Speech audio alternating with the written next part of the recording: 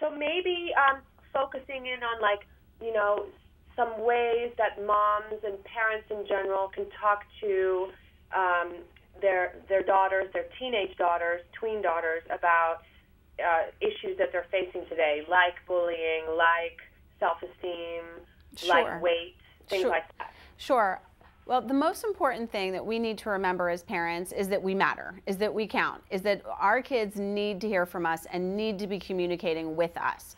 Because we did a survey with Degree and Suave and Dove deodorant that said, and then one of the findings that I thought was the most important was that 7 out of 10 tweens said that they were going to feel better, they felt better about themselves if they had better ability to talk to their parents about the problems they were having, from like conflicts they were having with friends to issues like body image and puberty. So if we can do this with kids, especially in those tween years, then it's really important, because we know that we've got that window of opportunity where by the time around the age of 12 and 13, their self-esteem starts to drop. So being able to talk to your kids then is an extraordinarily important time.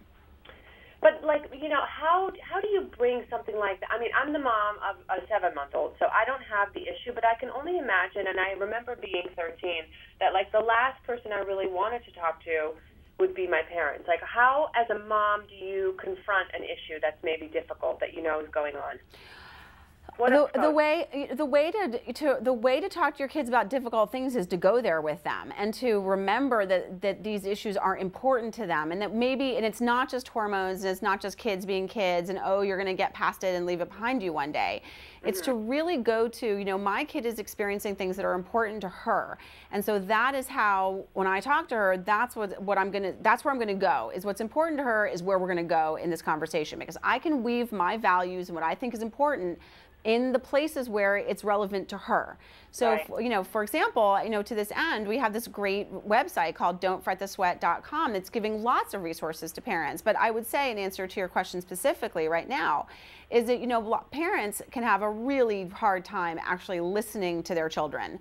And, you know, so they, you know, the kid comes to them with a problem, and then the parent immediately wants to fix it, or they immediately freak out, right? They want to call people, they want to do all sorts of things because somebody's hurting their kid or they're worried about it. And so they let their impulse to control the situation completely dominate.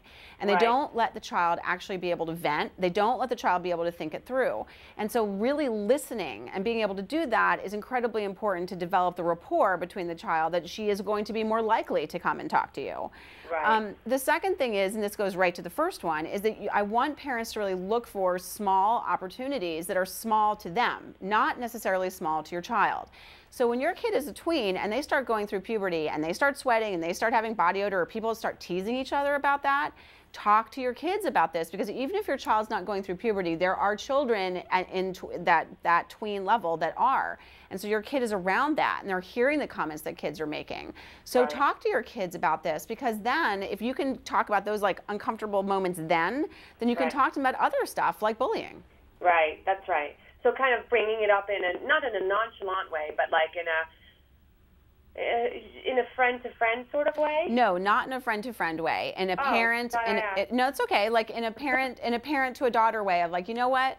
It is really, really common for people to tease each other about like body odor and sweating. Your kid's going to go like, ah, Mom, I don't want to talk about this.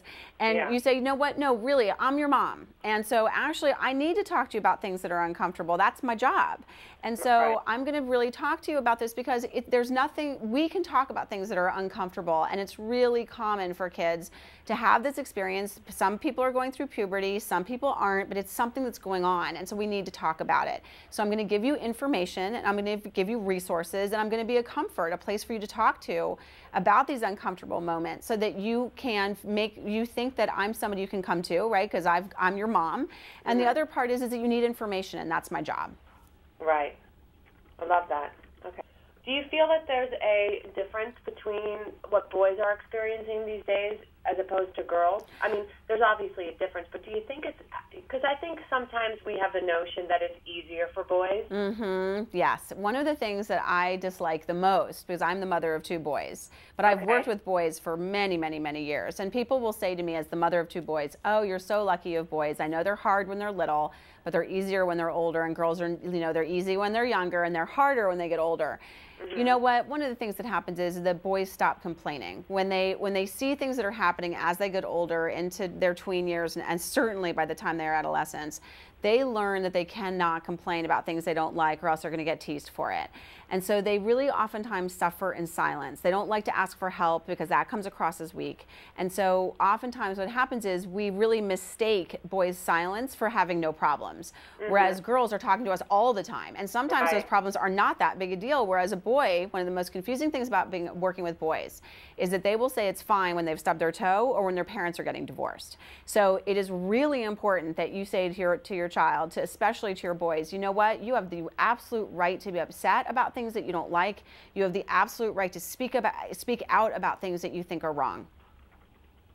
That's so smart, because I think that's so true. I mean, even in like adult guys, you know? Absolutely. That's the main difference between men and women, is that women like to chat and men like to shut down. Right, and sometimes men have some very important things to say. You think? Yes, I do. I really do. No, so do I, absolutely.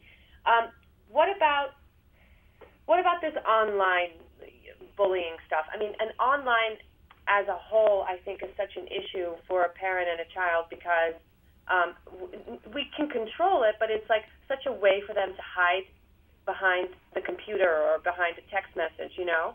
Well, I think there's a couple things. One is, I want, for parents of tweens and teens, I want you as the parent to take the phone out of the child's bedroom, because kids put it on their chest, they put it by their pillow, they put it by the side of the bed as an alarm.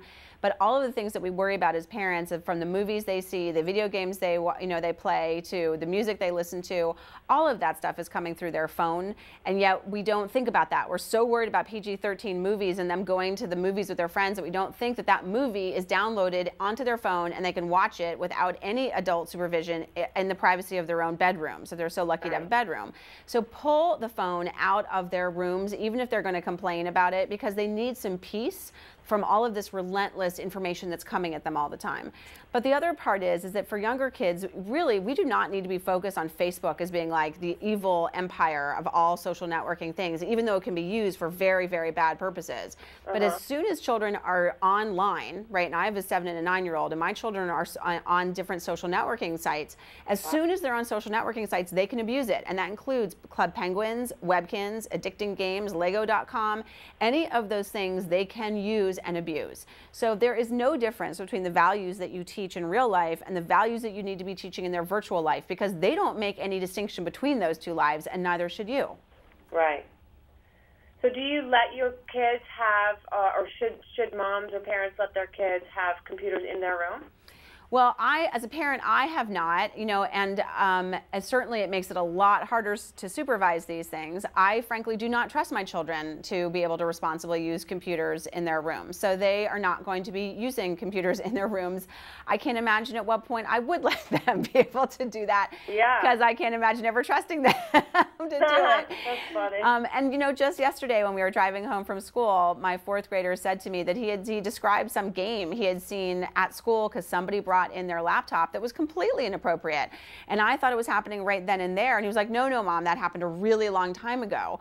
I mean, that happened I was like, not even this school year? He was like, yeah, not even this school year. Like 2 years ago, he saw something, he wouldn't tell me what, totally inappropriate. I can't even imagine, right? But it's not something I want them to see. So it is imperative that we realize what we're up against, and at the same time, give structure to our kids and say, we matter. We parents matter. We can help you with this. And by doing that and having really strong connections with them, we're going to help them feel good about themselves and have high self-esteem.